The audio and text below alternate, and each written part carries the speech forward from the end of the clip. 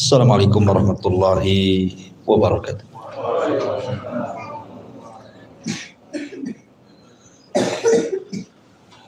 Alhamdulillah wassalatu wassalamu ala rasulillah wa ala alihi wa sahbihi wa mawalah wa la hawla wa la quwata illa billahi wa ba'du.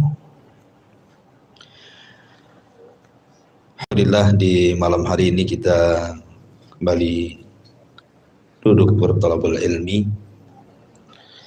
Salawat dan juga salam kita hadiahkan pada Rasul kita Nabi besar Muhammad sallallahu alaihi wa ala alihi wasallam. Kita masih melanjutkan kajian surah Al-Buruj dan kita masuk pada ke-8 dan seterusnya. A'udzubillahi minasyaitonirrajim. Bismillahirrahmanirrahim. Wa ma naqamu minhum illa an yu'minu billahil azizil hamid. Dan mereka tidak menyiksa orang-orang yang beriman melainkan karena orang-orang mukmin itu beriman kepada Allah yang Maha Perkasa lagi Maha Terpuji. Alladzi lahu mulkus samawati wal ardh wallahu ala kulli syai'in syahid. Yang mempunyai kerajaan langit dan bumi dan Allah Maha menyaksikan segala sesuatu. Innal ladzina fanul mu'minina wal mu'minat thumma lam yatubu falahum adzabu jahannam walahum adzabul harik. Sesungguhnya orang-orang yang mendatangkan cobaan kepada orang-orang yang beriman laki-laki ataupun perempuan kemudian mereka tidak bertobat, maka bagi mereka azab jahannam dan bagi mereka azab neraka yang akan membakar. Baik, ma'asyiral muslimin yang dimuliakan Allah Subhanahu wa taala. Di sini Allah Subhanahu wa taala hendak menggambarkan kepada kita kekejian orang-orang kafir terhadap kaum mukminin. Sehingga kata para ulama tafsir mengatakan anna haula'il kafirina ma karihul mu'minin wa ma anzalu bihim ma anzalu min adzabin illa li syai'in wahid wa huwa annal mu'minina akhlasu ibadatahum lillahi azza wa jalla. Kata para ulama, maksudnya ulama tafsir, mereka orang-orang kafir tidaklah membenci orang-orang yang beriman sehingga mereka melakukan apapun yang mereka lakukan dengan cara menyiksa orang-orang yang beriman. Itu alasannya cuma satu, karena orang-orang yang beriman itu mengikhlaskan ibadah kepada Allah Subhanahu wa ta'ala. Lah ayat yang semisal juga dijelaskan di dalam ayat yang lain. Allah mengatakan kul ya ahlal kitab hal tankimuna minna illa an amana billahi wa ma unzila ilaina wa ma unzila min qablu wa anna aktsarahum fasiqun. Katakan ya Muhammad, hei ahli kitab, mencakup Yahudi dan Nasrani, tidaklah kalian menyiksa kami kecuali karena kami beriman kepada Allah dan apa yang diturunkan kepada kami atau apa yang diturunkan kepada sebelum kami, dan kebanyakan kalian adalah manusia-manusia fasik. Ma'asyiral muslimin yang dimuliakan Allah Azza wa Jalla, pada minggu yang lalu kita sudah menjelaskan tentang kisah Ashabul Ukhdud dan semua bicara tentang kebengisan orang-orang kafir terhadap orang-orang yang beriman.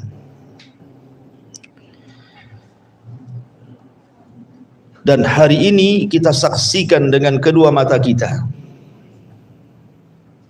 berita-berita yang datang dari saudara kita di Palestina sana. Hampir setiap saat berita itu kita bisa tonton dan kita bisa baca. Dari penyiksaan orang-orang Yahudi kepada orang-orang yang beriman, mulai dari anak-anak sampai orang tua. Mulai menghancurkan fasilitas ibadah sampai kepada fasilitas umum.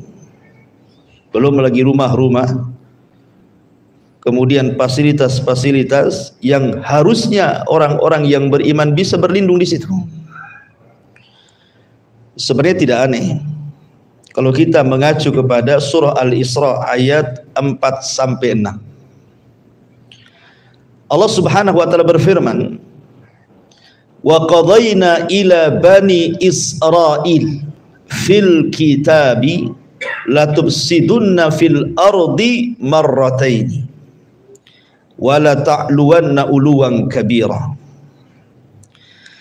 Dan telah kami tetapkan terhadap Bani Israel dalam kitab itu, sesungguhnya kamu akan berbuat kerusakan di permukaan bumi 2 kali, dan pasti kamu akan menyombongkan diri dengan kesombongan yang sangat besar. Fa idza jaa wa'du ulahuma ba'atsna 'alaikum ibadan lana uli ba'sin syadid fajasu khilalad diyar wa kana wa'dan maf'ula. Maka apabila datang saat hukuman bagi kejahatan pertama dari kedua kejahatan itu, kami datangkan kepadamu hamba-hamba kami yang mempunyai kekuatan yang sangat besar, lalu mereka merajalela di kampung-kampung, dan itulah ketetapan yang pasti berlaku. Summa radadna lakumul qarra alaihim wa amdadnakum bi amwali wa banin wa ja'alnakum aktsara nafira. Kemudian kami berikan kepadamu giliran untuk mengalahkan mereka. Kami membantumu dengan harta kekayaan dan anak-anak, dan kami jadikan kamu kelompok-kelompok yang sangat besar. Di sini Allah Subhanahu wa taala memang sudah memberikan takdir bahwa Bani Israel akan melakukan kerusakan 2 kali. Sebagian ahli tafsir mengatakan maksud kerusakan yang pertama adalah mereka membunuh para nabi. Mereka mengingkari kitab Taurat dengan cara mentahrif, merubah-rubah kitab-kitab langit. Kemudian juga membunuh orang-orang baik dari kalangan orang-orang saleh dan para nabi. Termasuk juga mereka melakukan kesombongan dan kesewenang-wenangan dan menghinakan Baitul Maqdis. Maka sejak itulah Allah kirim penguasa zalim dan menghabiskan mereka. Kata Abdullah ibn Abbas radhiyallahu anhuma, dikirim kepada mereka Raja Babil. Siapa Raja Babil? Bukhtun Nasr. Membawa pasukan besar kemudian menjajah tanah Palestina dan membunuh semua orang Yahudi. Wanita dan anak-anaknya kemudian dibawa ke Irak dan dijadikan budak.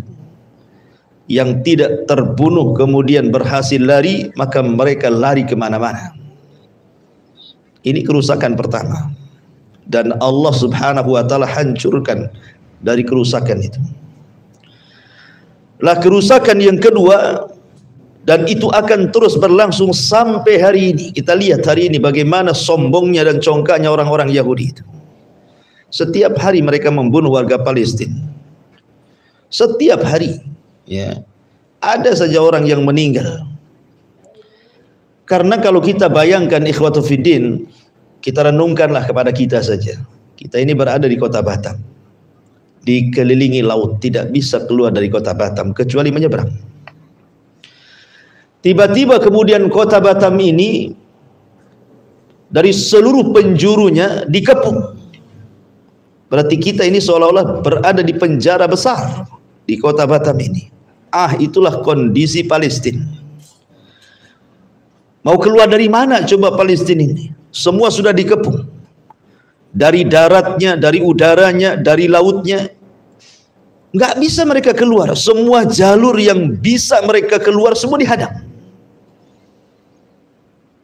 Coba antum bayangkan kalau seandainya kita yang berada di posisi negeri Palestina itu, setiap hari pesawat tempur itu berada di atas kepala. Coba antum dapat keamanan dari mana tuh? Mau ibadah di masjid, ya masjid target pula pengeboman. Mau kemudian mau bekerja di kantor, pesawat tempur pula di atas kantor pula. Kita umpamanya mau ngirim anak-anak kita ke sekolah, makanya ada istilah jangan harap anak-anak yang pergi sekolah itu bisa kembali dengan selamat. Karena pesawat-pesawat itu juga berada di atas sekolah anak-anak dan targetnya memang anak-anak. Karena mereka tidak hendak warga Palestina itu kemudian bergenerasi. Maunya itu memang dihabiskan. Kalau perlu kemudian wanita-wanitanya dibantai. Sehingga ada istilah perkataan mereka itu supaya jangan melahirkan ular-ular katanya. Karena warga Palestina dianggap binatang oleh orang-orang Israel itu. Kita akan mendapatkan keamanan dari mana coba? Pesawat di atas rumah, mau sekolah di atas sekolah, mau ke rumah sakit juga digempur rumah sakit, mau ke masjid juga jadi sasaran tembak kan gitu ya. Stres orang sana itu. Antum tidak bisa istirahat sebagaimana yang antum lakukan hari ini kan. Kita bisa tidur dengan nyenyak, makan dengan lezat, minum dengan enak, jalan ke sana kemari juga tenang. Tidak ada yang bisa menghalangi aktivitas kita, baik bekerja, baik ibadah, baik bermain, dan begitu seterusnya. Coba lah, ini kan harusnya yang seperti ini kita syukuri ikhwatu fillah, muliakan Allah azza wa jalla. Anehnya orang itu tidak pernah bersyukur karena kita tidak pernah hidup di negeri konflik masalahnya. Coba kalau pernah antum hidup di negeri konflik, antum bisa bayangkan susahnya mereka itu. Dan ini kezaliman besar ikhwan yang dilakukan orang-orang Yahudi kepada kaum muslimin yang ada di Palestina dari zaman ke zaman. Kenapa kemudian orang-orang Yahudi itu benci sekali kepada orang-orang Palestina coba? Sampai kalau bisa tanahnya diambil, orangnya dibantai. Jawabannya ada pada ayat yang kita baca ini. Wa ma naqamu minhum illa an yu'minu billahil azizil hamid. Tidaklah mereka melakukan pembantaian, melakukan pembunuhan, menyakiti orang-orang yang beriman, kecuali karena orang-orang yang diperangi itu mereka beriman kepada Allah, mengucapkan asyhadu an la ilaha illallah wa asyhadu anna muhammadar rasulullah. Karena keimanan mereka, sebagaimana umat sebelumnya kan, umat-umat sebelumnya, bagaimana Ibrahim dibakar karena beriman. Bagaimana pula kisah orang-orang yang beriman di Najran yang kisahnya disebut dengan Ashabul Uhdud karena mereka beriman. Bagaimana pembakaran seorang raja Persia kepada orang-orang yang menolak kemungkarannya akhirnya dibakar karena beriman. Dan begitu seterusnya. Termasuk saudara-saudara kita yang di luar Palestina, kita kenal dulu sejarah orang-orang yang ada di mana tuh? Ya, di Bosnia sebelumnya kan. Kemudian juga baru-baru di Filipina gitu ya. Dan banyak sekali sebenarnya. Tapi memang hari ini kita dikejutkan luar biasa karena hari-hari kita dipertontonkan video-video pendek yang di-share ke sana kemari, bagaimana bayi bergelimpangan, berdarah sana sini, anak yang tanggung-tanggung yang enggak berdosa. Setiap hari ada orang mati. Allah mengatakan wal mau'udatu su'ilat bi ayyi dzambin qutilat. Dan bayi-bayi yang tidak berdosa itu kelak di hadapan Allah akan meminta pertanggungjawaban sebab apa aku dibunuh, kata Allah. Ma'asyiral muslimin yang dimuliakan Allah Subhanahu wa taala, kita akan petik pelajaran dari ayat ini. Di sini ada pelajaran besar tentang tahdzir, peringatan Islam dari kezaliman. Karena dari mukaddimah tadi, bagaimana bengisnya orang-orang Yahudi kepada orang-orang Islam yang di Palestina ini semakin mengokohkan keyakinan kita akan kebencian orang-orang kafir kepada kita. Maka jangan pernah katakan bahwa mereka saudara kita dengan mendengungkan pluralisme dalam Islam. Bahwa semua agama itu sama. Semua agama itu benar. Maka dengan kejadian ini harusnya mereka melek mata lah. Kalau memang semua agama benar, kenapa kemudian orang-orang Yahudi membantai orang Islam? Samanya dari mana? Maka dari sini makin mantap. Betul kata Allah Subhanahu wa taala mengatakan walan tardha ankal yahudu walan nasara hatta tattabi'a millatahum. Tidak akan redha, lan di sini li ta'bid. Ta'bid diaturnya selamanya, ta'bid itu. Lan apabila masuk kepada fi'lul mudhari di antara maknanya adalah li ta'bid. Li ta'bid itu selamanya. Sampai kiamat maksudnya. Orang Yahudi itu sampai kiamat, orang Nasrani itu sampai kiamat tidak akan redha kepada kita kaum muslimin sampai kita mengikuti agama mereka. Makanya mereka akan terus melakukan kezaliman, ikhwan. Mereka tidak akan segan-segan membunuh, menghancurkan, membombardir. Bila perlu membumi hanguskan semuanya. Itu memang tujuan mereka. Dan ini kezaliman yang sangat besar, menumpahkan darah kaum muslimin. Makanya Islam sendiri sangat-sangat mengecam kezaliman. Allah Subhanahu wa taala mengatakan dalam Al-Qur'an, "Innamas sabilu 'alal ladzina yadhlimuna an-nasa wa yabghuna fil ardi bighairil haqq ulaika lahum adzabun alim."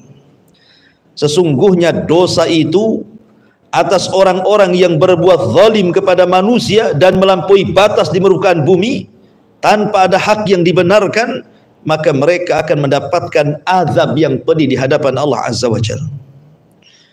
Dan Rasul juga mengatakan, ittaquz zulma fa inna zulma zulumatun yaumal qiyamah.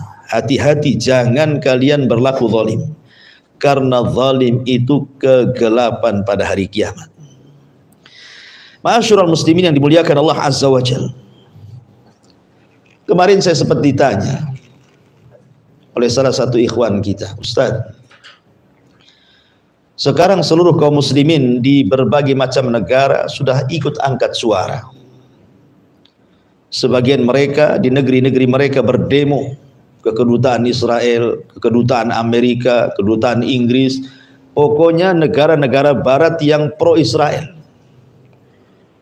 Bahkan digaungkan untuk berdoa di mana-mana untuk kehancuran Zionis Israel.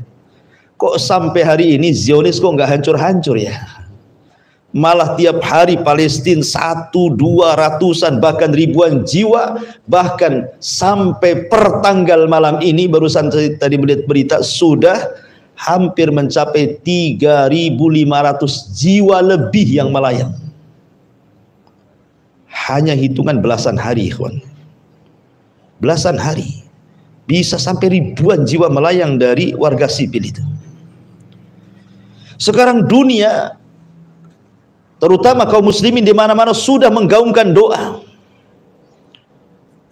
Bukankah doa-doa orang yang dizalimi itu mustajab?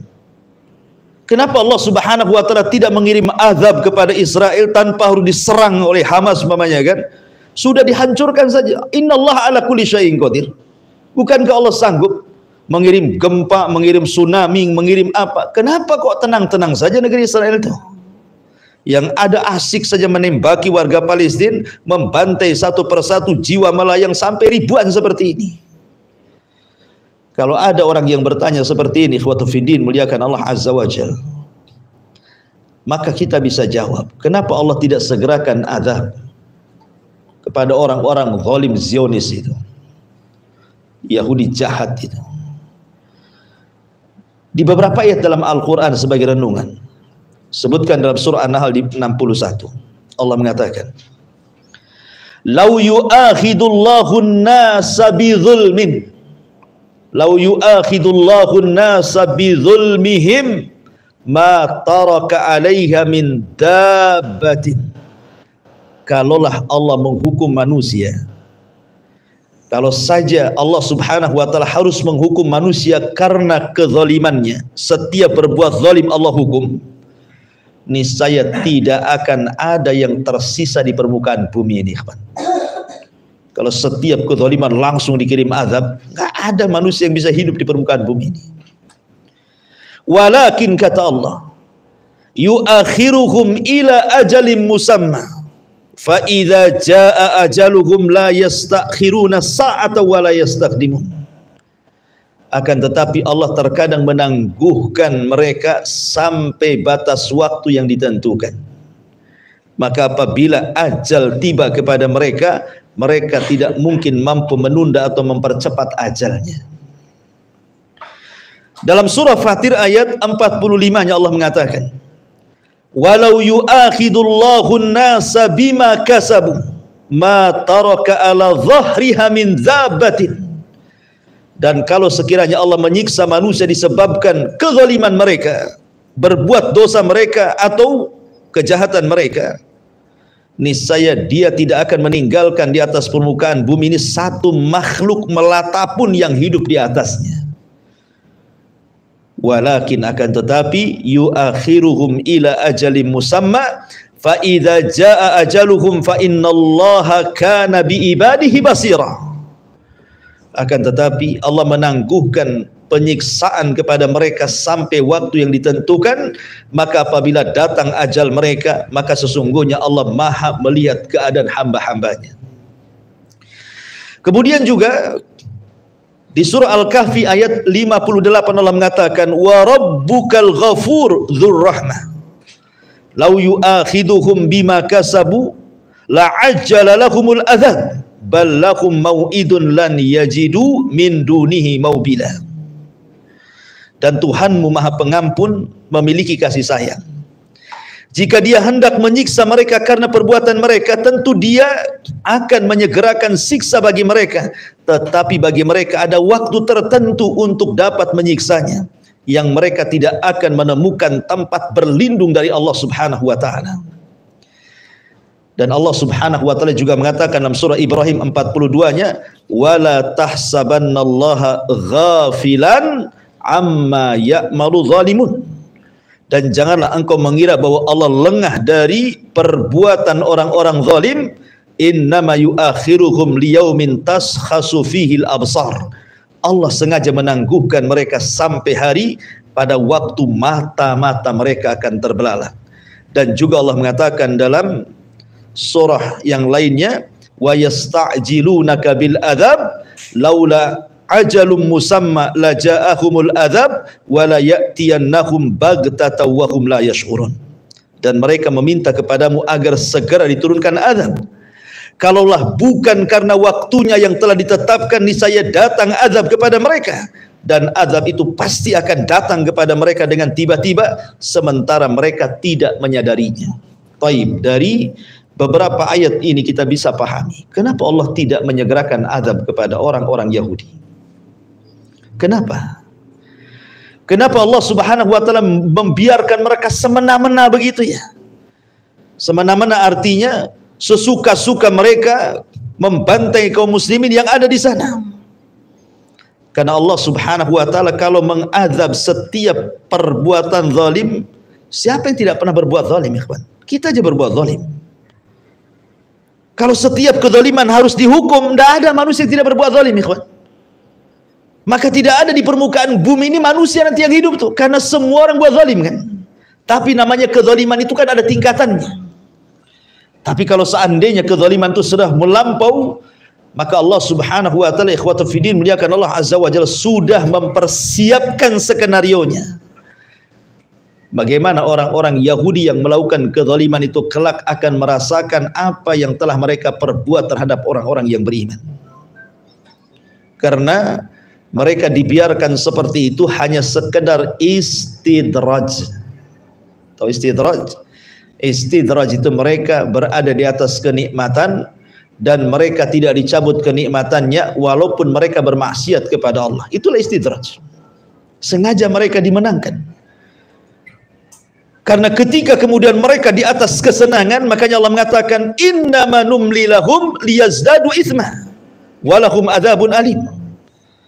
Jadi sengaja mereka ditangguhkan supaya bertambah-tambah dosa mereka dan kelak akan datang azab yang menghinakan kepada mereka.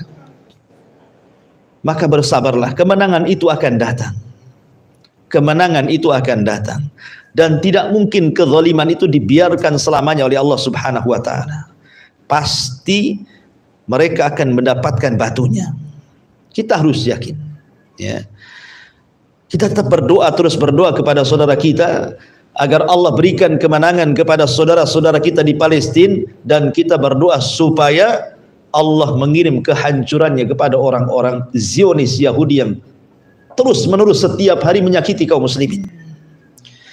Ma'asyiral muslimin yang dimuliakan Allah Subhanahu wa taala, karena kalau kita melihat sejarah, apa yang dilakukan orang-orang Yahudi hari ini persis seperti yang dilakukan Namrud dan Fir'aun.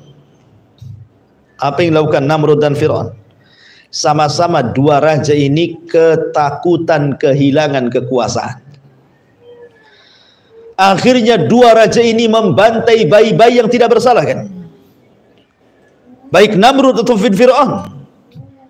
Sampai-sampai Allah Subhanahu wa taala menjelaskan bagaimana kebengisan Fir'aun itu di dalam Al-Qur'anul Karim. Apa kata Allah?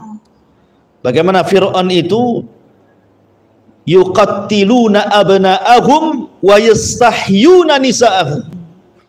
Mereka membunuh bayi-bayi yang tidak bersalah, coba. Dibantai bayi-bayi itu. Bahkan setiap ada wanita hamil ditunggunya. Kemudian kalau melahirkan anak laki-laki, bantai.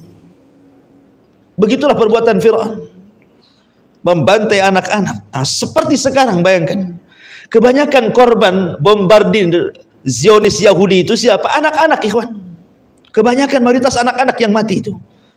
Anak-anak yang tidak bersalah, yang tidak bisa lari, mereka berada di rumahnya, mereka berada di sekolahnya, bahkan orang-orang yang sedang berlindung, yang menurut mereka tempat aman loh di rumah sakit, banyak orang tua yang menitipkan anaknya di situ, karena dikiranya rumah sakit itu tempat aman, makanya mereka menitipkan anak-anaknya di situ.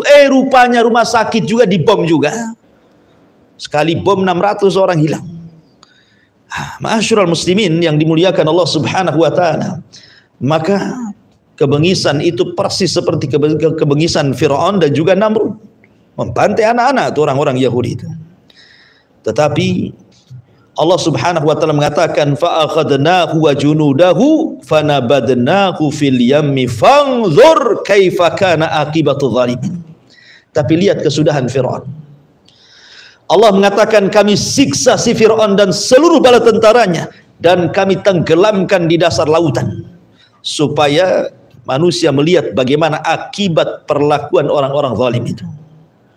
Pasti ada saatnya Zionis Yahudi itu dihukum oleh Allah Azza wa Jalla.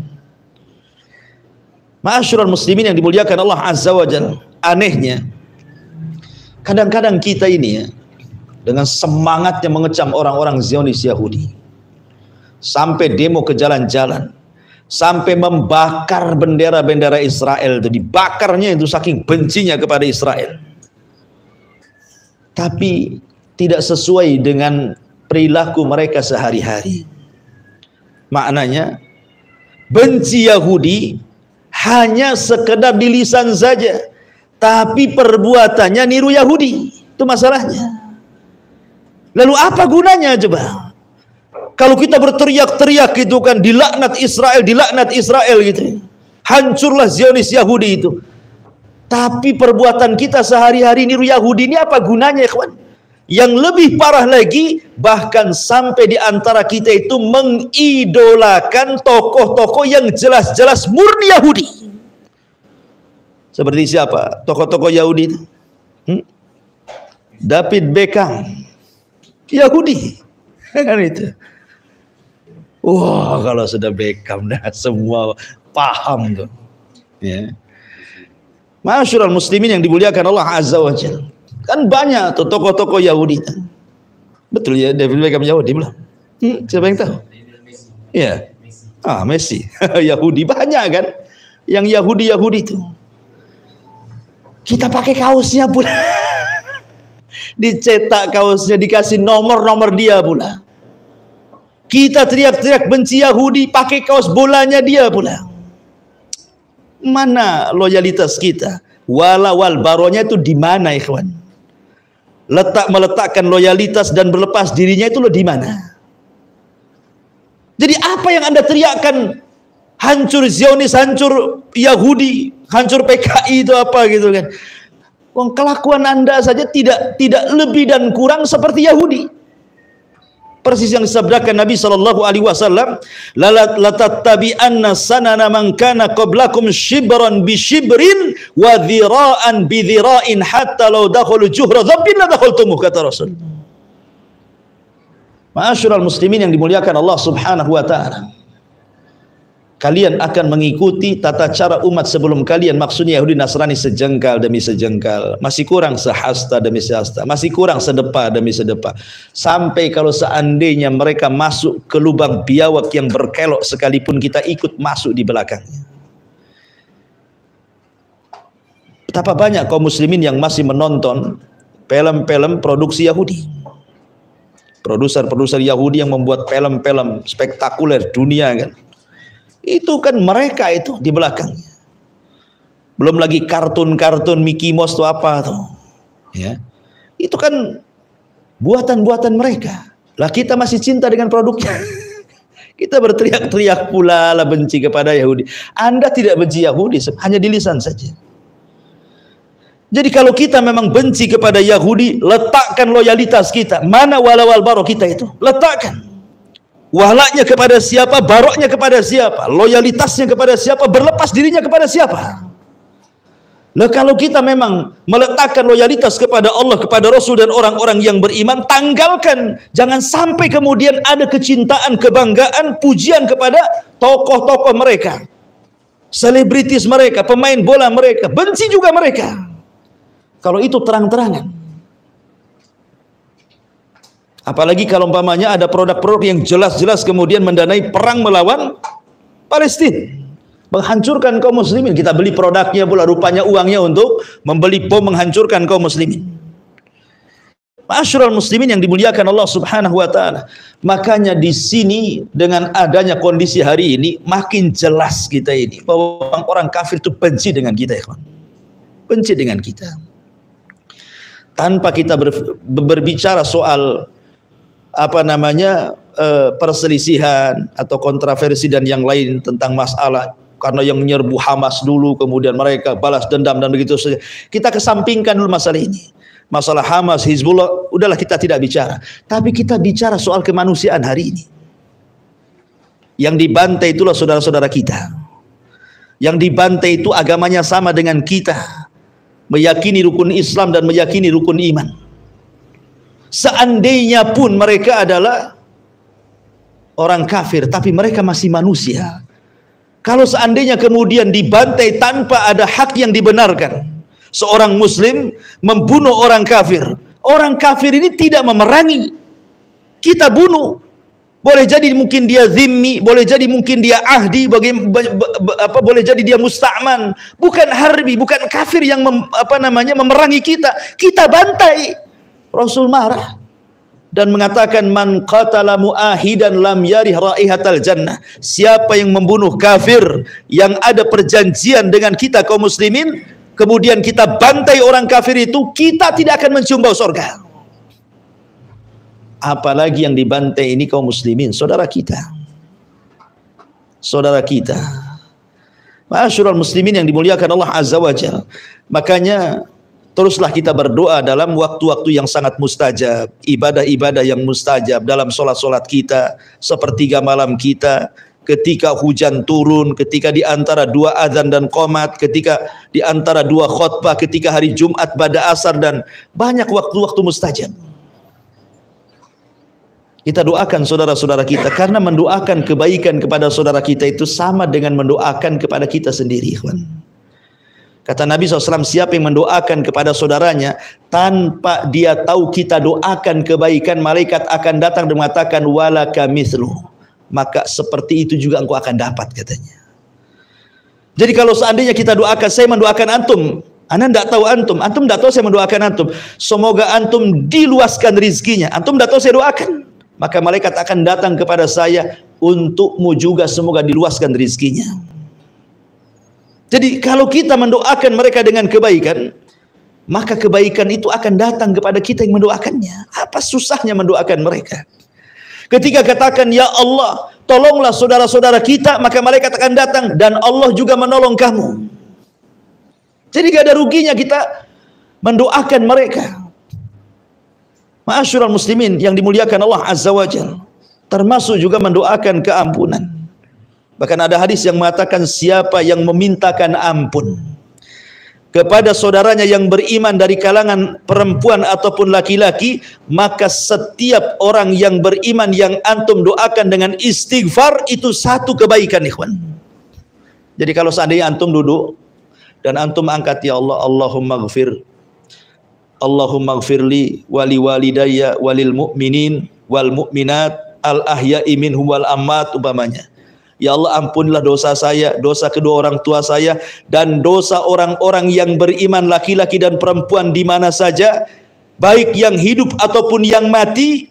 Maka antum akan mendapatkan kebaikan sebanyak orang yang antum doakan. Antum bisa hitung berapa orang Islam yang beriman satu dunia ini? Mana antum tahu? Berapa jumlahnya coba? Yang sekarang hidup di Indonesia saja berapa jumlah orang yang beriman? Kita tidak tahu kan? Bagaimana satu dunia tuh? Makin tidak tahu lagi jumlahnya. Yang laki-lakinya, yang perempuannya, yang hidupnya, yang sudah dikuburnya, yang manusianya, yang jinnya. Berapa miliar itu? Cukup kita berdoa seperti itu, kita akan mendapatkan setiap satu kepala satu kebaikan. Jadi kalau kita ngomong, ya Allah ampunilah orang-orang yang beriman dimanapun mereka berada. Berarti kalimat ini apa? Mencakup semua orang mukmin yang ada di dunia, baik di alam nyata yang masih hidup atau di alam gaib yang sudah mati kan. Setiap satu kepala satu kebaikan loh antum. Berarti kalau orang, anggaplah satu dunia ini 3 miliar orang yang beriman, dan kita katakan, ya Allah ampunilah orang-orang yang beriman dimanapun mereka berada, berarti kita mendapatkan 3 miliar pahala, gitu maksudnya. Hanya ngomong gitu saja. Itu kan luar biasa. Itu baru yang hidup, yang matinya lagi belum dihitung. Itu baru manusianya, jinnya juga, jin kan yang beriman juga. Kan makin banyak juga itu.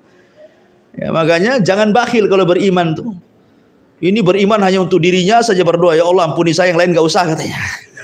Gimana ceritanya? Antum bakhil, antum. Makanya kalau aneh kalau ada datang ke kuburan, mungkin kuburan bapaknya, kuburan ibunya, dia berdoa di situ aja. Yang sebelah-sebelahnya dia nggak berdoakan sama dia itu. Doakan juga, itu kebaikan kita, satu kepala satu kebaikan loh. Kalau di kuburan Tamyang itu ada 100 yang dikubur, berarti 100 kebaikan kita dapat tuh.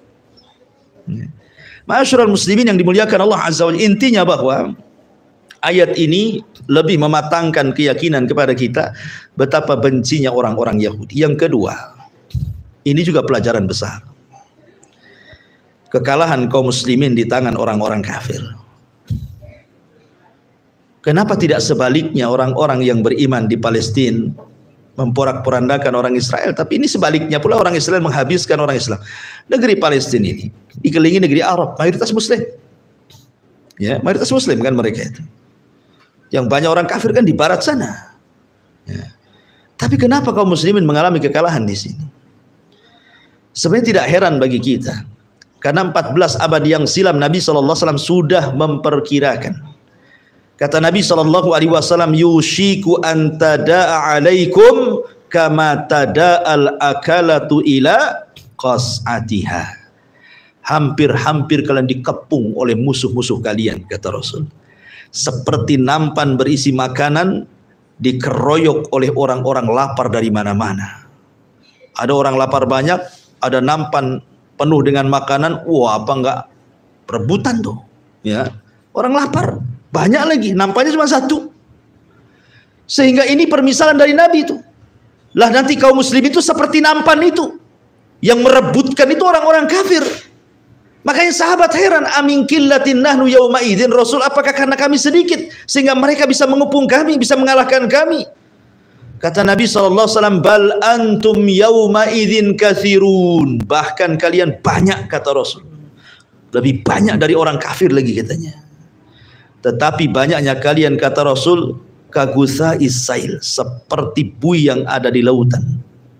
Walaupun banyak jumlahnya dihempas-hempas gelombang.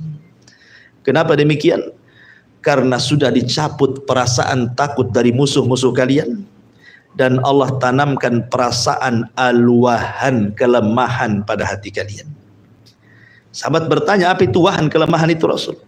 Maka Rasul mengatakan, hubbud dunya wa karahiyatul maut, karena terlampau menjunjung dunia yang berakhir dengan takut dengan kematian. Ma'asyiral muslimin yang dimuliakan Allah Azza wa Jalla, tetapi kita yakin Palestina tidak mungkin hilang dari bumi Palestina. Palestina akan tetap ada. Al-Quds akan tetap ada. Sehebat apapun orang-orang Yahudi hendak mengusir warga Palestina, menguasai tanah Palestina, menguasai Al-Quds, Masjidil Aqsa, tanah suci bagi kaum muslimin, tetap tanah suci itu dan Masjidil Aqsa akan tetap menjadi milik kita kaum muslimin. Akan tetap. Karena itu sabda Nabi SAW bahwa nanti di akhir zaman ketika kekhilafahan tegak di bumi Baitul Maqdis, maka robohlah Yathrib. Dan ketika itu Baitul Maqdis menjadi kekuatan, tempat kekuatan kaum muslimin. Dengan kekuatan itu kaum muslimin akan menguasai dunia, dan kita sangat yakin ya, walaupun mungkin hari ini kita lihat kaum muslimin lemah, tetapi ada saatnya Allah Subhanahu wa taala berfirman, wa tilkal ayyam nudawiluha bainan nas. Hari itu akan diputar, ikhwan. Gak mungkin kondisi gini saja, pasti akan diputar juga nanti itu. Nabi saja kadang menang kadang kalah kan. Ya, Nabi berperang kan kadang menang kadang, di Badar menang, di Uhud kalah, kan begitu. Kemudian di Khandaq awalnya kalah, di akhirnya awalnya menang. Di Hunain awalnya kalah, di akhirnya menang. Begitulah peperangan. Wa tilkal ayyam nudawiluha bainan nas. Hari itu akan diputar. Tetapi masalahnya, yang namanya perang itu pasti akan banyak korban yang berjatuhan. Sekarang yang kita saksikanlah justru korban itu bukan dari pihak tentara, tapi kebanyakan orang-orang sivil, anak-anak, perempuan, orang-orang yang tidak bersalah. Bahkan kita tidak kuat kalau melihat cuplikan video mereka yang luar biasa. Kenapa mesti mereka jadi sasaran? Kalau bukan kezaliman, apa namanya? Tidak ada kezaliman yang lebih besar dibandingkan menumpahkan darah dari jiwa-jiwa yang tidak bersalah. Wallahu a'lam bishawab. Ini yang bisa sampaikan satu ayat saja. Mudah-mudahan ada manfaatnya. Kita tutup dengan doa kafaratul majlis. Subhanakallah bihamdika asyhadu an la ilaha illa anta astaghfiruka wa atubu ilaik. Allahu taala alam. Assalamualaikum warahmatullahi wabarakatuh.